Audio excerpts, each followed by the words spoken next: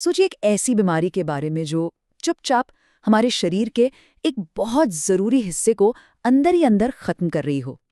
और फिर सोचिए कि उसी बीमारी को समझने के लिए कुछ छोटे छोटे सुराग मिल जाएं, इतने छोटे कि माइक्रोस्कोप से ही दिखें, और शायद यही सुराग हमें इलाज का रास्ता दिखा दें। जी हाँ, आज हम लिवर की इसी दुनिया में उतरने वाले हैं, ये समझने के लिए कि हमारी कोशिकाएं यानी सेल्स आपस में बात कैसे करती हैं और ये बातचीत कैसे बीमारी और इलाज दोनों की चाबी हो सकती है। तो चलिए शुरू करते हैं। सबसे पहले समझते हैं कि असल में प्रॉब्लम है क्या, ये कौन सी हालत है जो हमारे सबसे ज़रूरी अंगों में से एक पर गहरे निशान छोड़ जाती है। और देखिए, ये मामला कोई छोटा मोटा नहीं है, काफ़ी गंभीर है।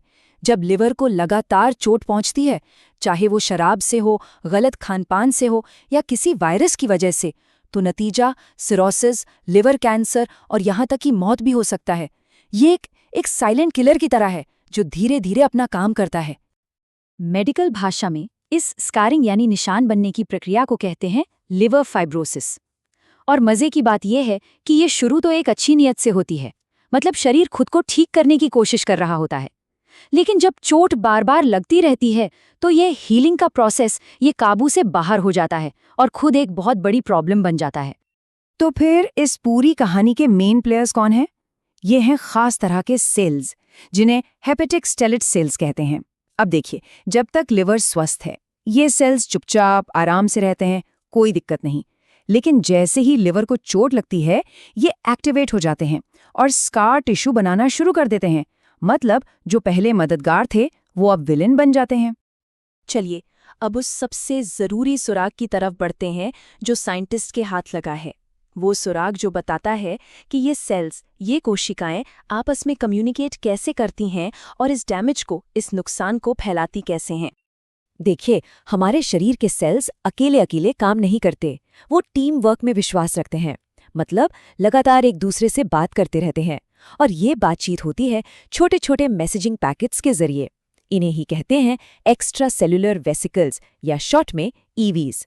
आप इन्हें छोटे छोटे डिलीवरी ड्रोन्स की तरह समझ सकते हैं, जो एक सेल से दूसरे सेल तक सामान और इंस्ट्रक्शंस लेकर जाते हैं। और बस यहीं पर रिसर्च का सबसे बड़ा सवाल खड़ा होता है, क्या ये ईवीज ही हैं जो फाइब्रोसिस यानी स्कार बनाने के ऑर्डर्स एक सेल से दूसरे सेल तक पहुंचा रहे हैं? क्या ये खतरनाक खबरें फैलाने वाले मैसेंजर हैं? और यहीं पर हमें डॉक्टर एनिस कोस्टेलारी के काम से पहला बड़ा सबूत मिलता है।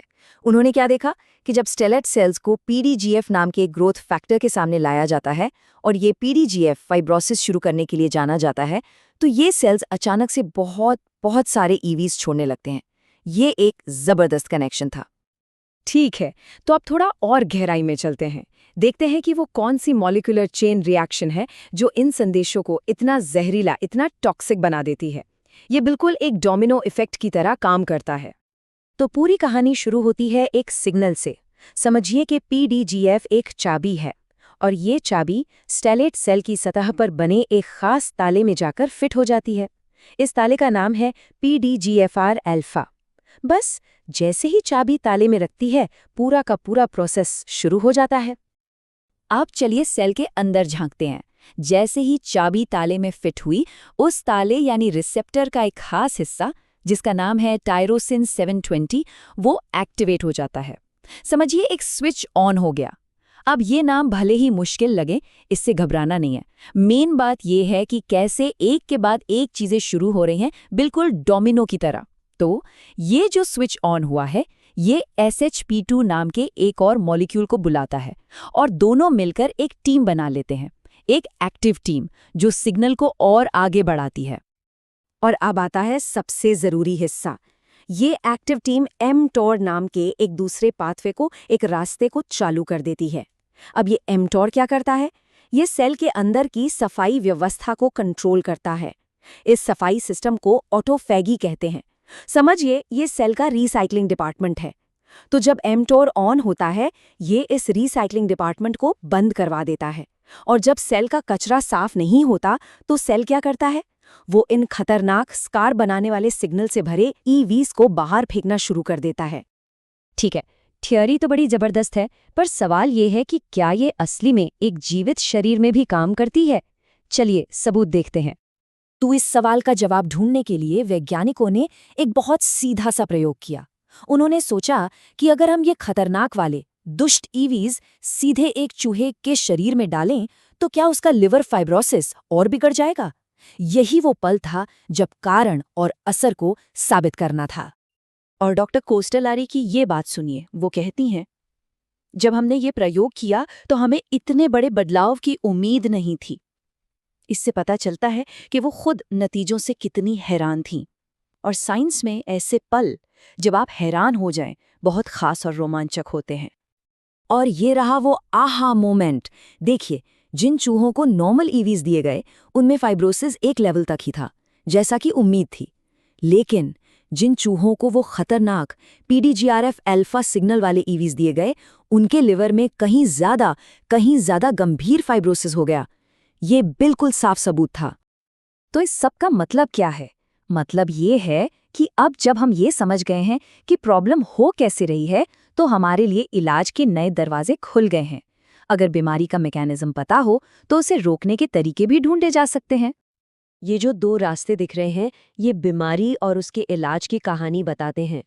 एक तरफ वो रास्ता है जो बीमारी को बढ़ाता है, PDGF आता है, SHP2 एक्टिवेट होता है, खतरनाक ईवीज निकलते हैं और फाइब्रोसिस बढ़ जाता है। दूसरी तरफ है इलाज का रास्ता। क्या हो अगर हम उस SHP2 को ही ब्लॉक कर दें, तो पूरी चेन टूट जाएगी, खतरनाक ईवीज का निकलना कम हो जाएगा और हो सकता है कि फाइब्रोसिस भी कम हो जाए। तो आगे क्या? देखिए, रिसर्च अभी रुकी नहीं है। साइंटिस्ट अब इसी SHP2 को टारगेट करने यानी ब्लॉक करने के तरीके खोज रहे हैं। वो ये भी देख रहे हैं कि सेल की एनर्जी बनाने की प्रक्रिया, जिसे ग्लाइकोलाइसिस कहते हैं, कहीं वो तो इस आग में घी का काम नहीं कर रही। और इसी सिलसिले में HK2 नाम का एक एंजाइम एक नए और बहुत ही प्रॉमिसिंग टारगेट की तरह सामने आया है। तो आखिर में बस यही एक सवाल मन में आता है, क्या हमारे सेल्स के ये छोटे छोटे सीक्रेट मैसेजेस, ये नन्हे संदेश वाहक ही हमारे सबसे बड़े अंगों में से एक को ठीक करने की चाबी हो सकते हैं? ये सोचना ही कितना कमाल का है कि कैसे माइक्रोस्कोपिक दुनिया को समझना हमारे शरीर के इतने बड़े और जटिल हिस्से की सेहत पर इतना गहरा असर डाल सकता है।